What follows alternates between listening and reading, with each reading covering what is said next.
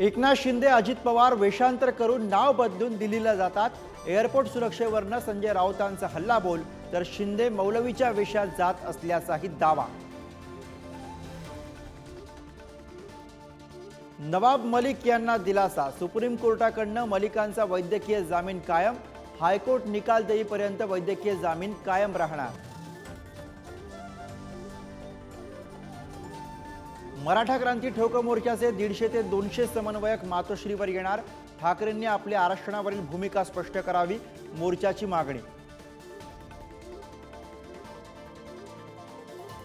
राज ठाकरेंच्या पुणे दौऱ्यानंतर आज आदित्य ठाकरे पुण्यातील पूरग्रस्त भागाची पाहणी करणार।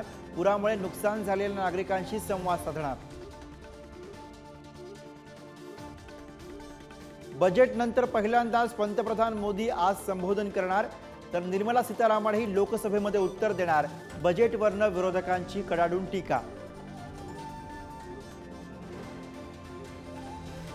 इंडिया आघाडीतर्फे केंद्र सरकार विरोधात जंतर मंतरवर निदर्शनं।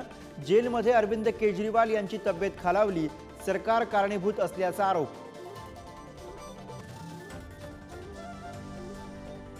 उरण हत्याकांड प्रकरणातील आरोपी दाऊद शेखला कर्नाटकमधून अटक।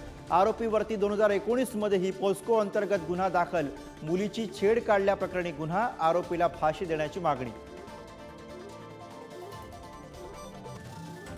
सांगलीत पावसानं उसंत घेतली असली तरी कृष्णेच्या पाणी पातळीमध्ये पुन्हा वाढ। कृष्णा नदीची पाणी पातळी आता 39.5 फुटांवर। नदीकाठच्या गावांना मोठा फटका।